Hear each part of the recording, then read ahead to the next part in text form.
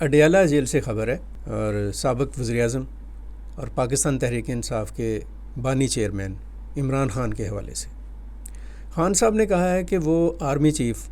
General Asim Munir को ख़त लिख रहे हैं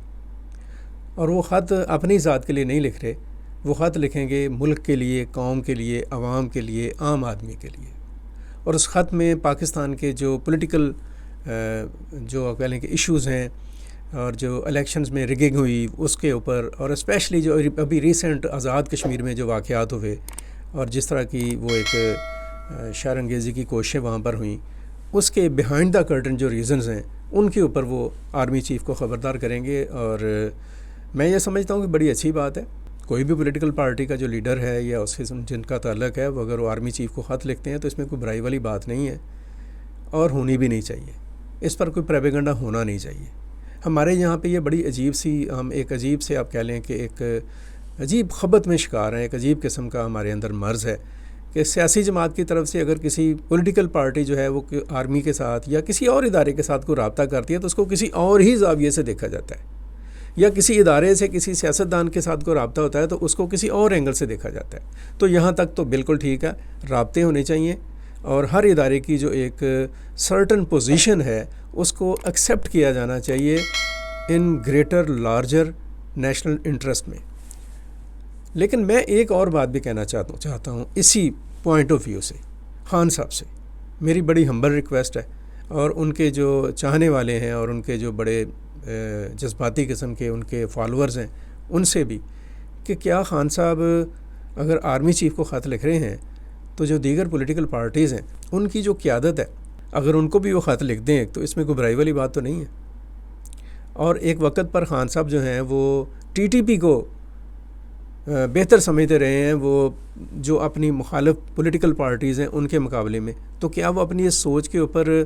नज़रसानी करना पसंद करेंगे या अपने इस रवैये से रजू करेंगे वो कि वो ऐसा जो करते रहे हैं वो अच्छा था या बुरा था। और क्या ख़ान साहब ने अडयाला में रहकर, जेल में रहकर इस चीज़ को महसूस किया, इस नुक्ता नज़र को पहचाना कि जो एक पॉलिटिकल लीडर होता है उसके अंदर अदम बर्दाश्त या दूसरों के लिए जो कबूलियत का जो एटीट्यूड है वो उसका ना होना कितनी एक नेगेटिव बात है। और ख़ान साहब क्या ये समझते हैं कि पाकिस्तान का जो महफूज मुस्तकबिल है, जो रोशन मुस्तकबिल है, जो ताबनाक मुस्तकबिल है, वो पाकिस्तान के एक मुस्तहकम, मुअस्सर, कॉम्प्रिहेंसिव पॉलिटिकल सिस्टम के साथ जुड़ा हुआ है। और ख़ान साहब क्या इस चीज़ को और करना पसंद करेंगे कि इस पॉलिटिकल सिस्टम को स्ट्रेंथन करने के लिए ख़ान साहब की क्या इनपुट हो सकती है, वो क्या कंट्रीब्यूट कर सकते हैं विद देयर पेशेंस, और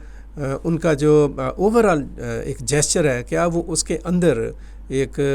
दूसरों के लिए स्पेस देकर और दूसरों को कबूल करके, बेशक वो कैसा ही क्यों नहीं है, उनके बारे में उनका नज़रिया किसी भी किस्म का क्यों नहीं है, लार्जर नेशनल इंटरेस्ट में जो अभी उन्होंने बात की कि अपने लिए नहीं, कौम के लिए, अवाम के लिए, मुल्क के लिए, रियासत के लिए, क्या वो अपने दीगर जो सियासी जो ज़िम्मेदारान हैं या उनके जो दीगर पॉलिटिकल पार्टीज़ हैं, बेशक उनकी कितनी भी मुखालिफ क्यों नहीं है या वो उनके कितने मुखालिफ क्यों नहीं है,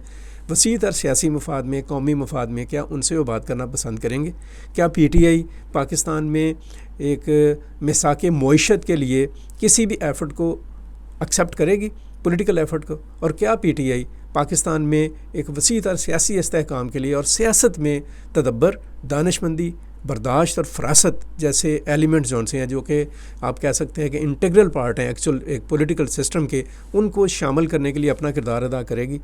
मुझे उम्मीद है कि ख़ान साहब इन पहलुओं पर भी ज़रूर गौर करेंगे। आर्मी चीफ़ को उनका ख़त लिखना बहुत अच्छी बात, लेकिन इससे भी कुछ बात ये होगी कि वो दीगर पॉलिटिकल जो पार्टीज़ हैं और पॉलिटिकल लीडरशिप जो उनसी है उसके साथ अपनी एंगेजमेंट को बढ़ाएं और मुल्क के अंदर जो सियासी और जमहूरी निज़ाम है उसको मजबूत करने में और उसके फ़रोग में अपना जो किरदार है वो मुअस्सर और मस्बत अंदाज में आगे बढ़ाएंगे। बहुत शुक्रिया।